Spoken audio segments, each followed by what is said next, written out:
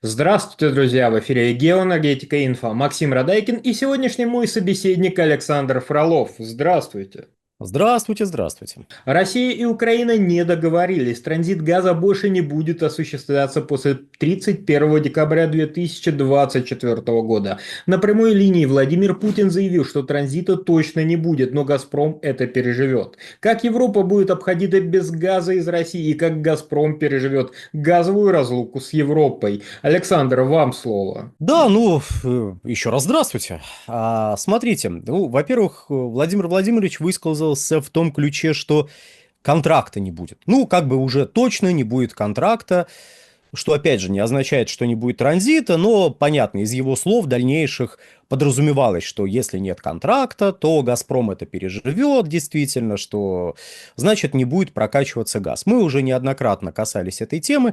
Я бы заметил следующее. Там среди прочих высказываний было подтверждение наших выводов, которые мы делали и на этом канале. Подтвердились данные о суммарной оплате за прокачку газа.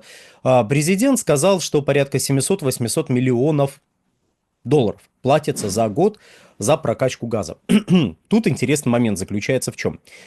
Почему, в принципе, надо было подтверждать, не подтверждать, и почему лично я, немножечко радуюсь этим словам. Потому что, если мы будем исходить из тех данных, которые были слиты сразу, когда заключили контракт на прокачку газа, украинская сторона любит это делать, там противоборствующие группировки до сих пор остающиеся, сливают любые документы, которые позволят немножечко укрепить свои позиции и немножечко подгадить своим оппонентам. В общем, единство во все поля, как вы понимаете. И в 2009 году контракт был слит на транзит и контракт на поставки газа, и в 2019 году контракт на поставку газа уже не продлевался, а вот контракт на транзит был продлен, и его тоже слили в сеть. Не в полной мере, отдельные страницы этого контракта, но, по сути, президент подтвердил правильность тех данных, которые были прописаны в слитых документах. То есть, всегда ведь можно заподозрить, что, а вдруг это не настоящий текст контракта, вдруг это кто-то, просто решил немножечко цитируемость своего издания повысить, и вот, ребят, контракт. Нет, все правильно. Если исходить из данных, которые были опубликованы, там получалось, что «Газпром» должен был оплачивать Украине с 2021 года включительно, точнее, не Украине, оператору газотранспортной системы Украины. Должен был оплачивать более 1 миллиарда долларов. Погодите, можете сказать вы, наши уважаемые, крайне внимательные зрители. Что это за? Я же только что сказал 700-800 миллионов и порадовался этим данным. А тут я говорю, что «Газпром» должен был платить миллиард и даже более. Несостыковочка. Все правильно. По контракту «Газпром» должен прокачивать в сутки примерно 109,6 миллиона кубических метров с 2021 года. Прокачивать этот объем или оплачивать прокачку этого объема. То есть в любом случае вы оплачиваете, но если вы прокачали меньше, неважно, по контракту вы все равно должны оплачивать прокачку вот этого объема и не менее. Если прокачали больше, хорошо, оплатите больше. Но поставщик услуги по транзиту должен получать не менее той суммы, которая равняется прокачке 109,6 миллиона кубических метров. Запутались? Не волнуйтесь, сейчас все распутаем. По действующему контракту есть два направления в рамках украинского коридора. Направление, идущее через Суджу, и направление, идущее через Сохрановку. Это газоизмерительные станции, стоящие около границы России и Украины. Той границы, которая прописана на мировых картах. По состоянию на 2021 год. Так вот, и прокачка вот этих объемов 109,6 подразумевалось по обоим направлениям. Суджу должны были нагружать более чем на 70 миллиардов, там 75 примерно миллиардов кубических метров, Сохрановку примерно на 35, прошу прощения, миллионов кубических метров газа в сутки, а Сохрановку на примерно 35 миллионов кубических метров газа в сутки. И вот, суммируем, получаем примерно 110 миллионов. Правильно? Правильно. Но С мая 2022 года украинская сторона не принимает заявки, регулярно отправляемые до сих пор на прокачку через Сахрадовку. Украинская сторона это мотивировала тем, что, ну, ребята, мы не будем принимать, потому что форс-мажор. Почему форс-мажор? Потому что есть признаки незаконного отбора газа. И мы все, мы не принимаем газ на прокачку по этому направлению. Это было связано, как я понимаю, с тем, что мы поставляли газ в Луганскую Народную Республику по этому направлению. Ну, как бы и ладно. «Газпром» продолжает отправлять заявки каждые сутки на прокачку должного объема газа через Сохрановку. Украинская сторона отвергает эти заявки. Наверное, «Газпром» дурачок. Нет, «Газпром» не дурачок. «Газпром» мотивирует. «Газпром», отправляя заявки, параллельно с этим сократил объемы выплат на тот объем прокачиваемого газа, который он заявляет на Сохрановку. В чем смысл? Смысл в том, что мы вам отправляем заявку, вы ее не принимаете, мы, конечно, обязаны оплатить прокачку этого газа, но форс-мажор не у вас, а у нас. Ведь если вы не принимаете на прокачку этот газ, с чего это мы должны его оплачивать? Да, разумеется, есть принцип «качай или плати», прописанный в контракте. Но мы-то хотим прокачать. Это вы не даете нам это сделать.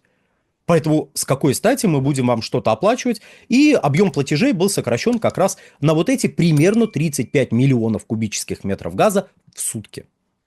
Что дает нам, с учетом имеющихся данных о стоимости прокачки по территории Украины, 1000 кубических метров газа, порядка 31-32 долларов. Примерно 31-32 доллара платит «Газпром» за прокачку 1000 кубических метров по территории Украины. Ну, примерно. Ну вот, вычитаем из общей суммы платежей вот эту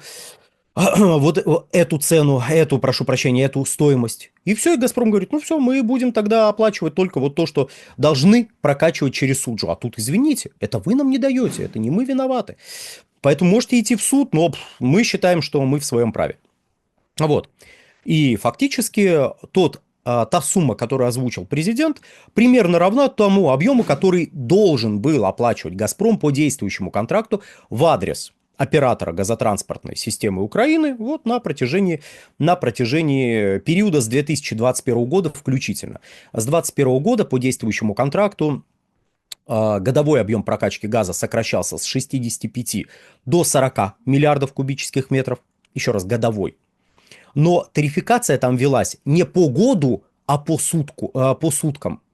То есть вы не могли, прокачав меньше за этот день, перенести этот объем на следующий день. Нет, тут вот мы в равных долях, вы должны суточный объем оплачивать. Ну, вот такие правила. Для нас в этом был довольно серьезный смысл, заключавшийся в том, что по прежнему контракту у нас не был прописан принцип «качай или плати», что привело к некоторой двусмысленности, которой воспользовалась украинская сторона, которая пошла, опять же, в Стокгольмский арбитраж и получила с «Газпрома» денег. Мол, а вот он нам не прокачивал газ, а вот мы хотим, чтобы он оплатил вот эти непрокачанные объемы. «Газпром» тогда выставил встречные претензии, ну и быр на быр. «Газпрому» сказали, да, вот они вам должны. Украине сказали, да, «Газпром» вам должен. Но сумма претензий, которую Стокгольмский арбитраж утвердил со стороны Украины к России, оказалась больше где-то на 2,5 миллиарда долларов, чем претензии России к Украине. Там подтвердили украинские претензии где-то на 4,5 миллиарда долларов, российские претензии примерно на 2 миллиарда долларов. Вычли одно из другого, и вот «Газпром» оказался должен 2,5 миллиарда. Чтобы подобное не повторилось, двусмысленности больше не допускались в этом контракте, и «качай или плати» просто прямо прописали. Притом прописали не только принцип «качай или плати», но и постепенное сокращение прокачки. Однако, завершая, замечу следующее. Говорить о том, что транзит остановится, пока еще рановато. Словакия заинтересована в том, чтобы транзит продолжался. Ей проще получать газ через территорию Украины. И Австрия заинтересована в том, чтобы транзит продолжался по банальнейшей причине. Австрияки перестали напрямую получать российский газ, но на тот же объем, который они получали напрямую, увеличили закупку наши партнеры из Венгрии и из Словакии. И теперь они этот газочек перепродают в Австрию. А в Австрию проще всего прокачивать газ через территорию Украины. Он как раз доходит до Баумгартена. И тут же юридически он переходит в собственность наших партнеров из вот Венгрии и Словакии. А потом хопа!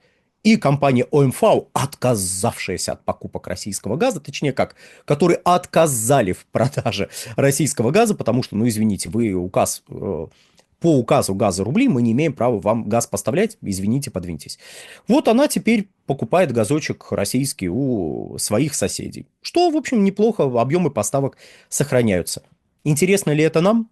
Ну, нам с вами, может быть, не очень как физическим лицам, но нам с вами как гражданам, я напомню, мы в прошлый раз об этом говорили, тут люди внимательно следили за подсчетами, которые велись в прямом эфире. Так вот, есть такая штука, называется вывозная таможенная пошлина.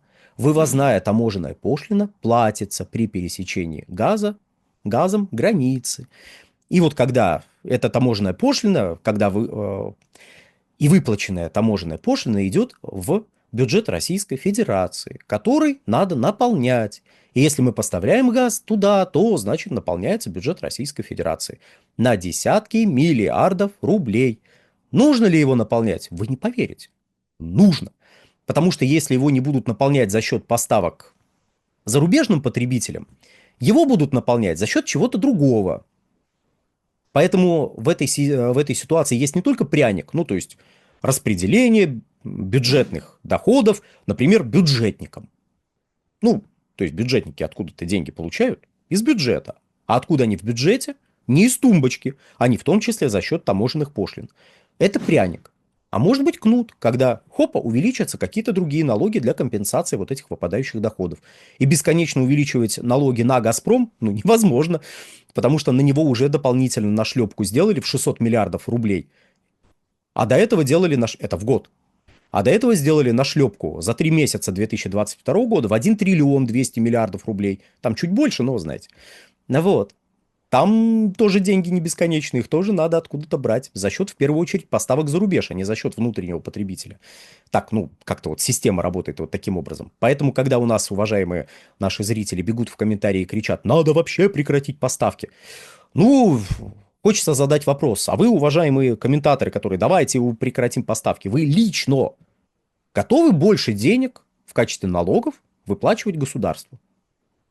Или вы готовы к тому, что тариф на поставки газа внутри Российской Федерации будет пересматриваться не один раз в год, а, скажем, 2 раза в год? Ну вот лично вы готовы? Если лично вы готовы, продолжайте комментировать в стиле «остановить поставки». Деньги эти надо откуда-то будет брать. И вы не поверите. И откуда их взять найдут? Возможно, у вас. Если вы готовы к этому, продолжайте ваши мудрые комментарии. Если не готовы, то, пожалуйста, задумайтесь, как у нас формируется бюджет и почему вот ситуация складывается так, как она складывается. С морально-этической точки зрения, безусловно, неоднозначно. Можно господина Конопляника на сайте Инфотек почитать статью. Если что, вот Борис Леонидович очень рекомендует Андрея Александровича Конопляника. То есть это не моя личная рекомендация, а самого авторитетного нашего эксперта Бориса Леонидовича. Вот. Можете его статью почитать, она как раз про морально-этическую сторону вопроса поставок. Но мы каждый раз упираемся в то, что, во-первых, деньги, а во-вторых, почему-то и Венгрия, и Словакия, которые продолжают покупать наш газ и которые хотят его продолжать покупать, идут не в ногу с Европейским Союзом. Есть ли тут какая-то взаимосвязь? Давайте подумаем. Ваши мудрые мысли обязательно пишите в комментариях. Ну, а на сегодня все. Александр, большое спасибо за комментарии. Друзья, подписывайтесь на Геоэнергетика Инфо, подписывайтесь на Александра Фролова, ссылки будут в описании и закрепленном комментарии. Там же будут реквизиты для желающих финансово поддержать наш проект, чтобы мы и дальше также бодро вещали на всех площадках без монетизации. Спасибо, до новых встреч. Всего хорошего, да, кстати, дорогие друзья. Подпишитесь на «Нефтегазовую игру», это мой личный телеграм-канал, и на телеграм-канал «Инфотек», отраслевой канал, новости, статьи и так далее. И на сайт «Инфотек» тоже заходите. Всего хорошего, до свидания.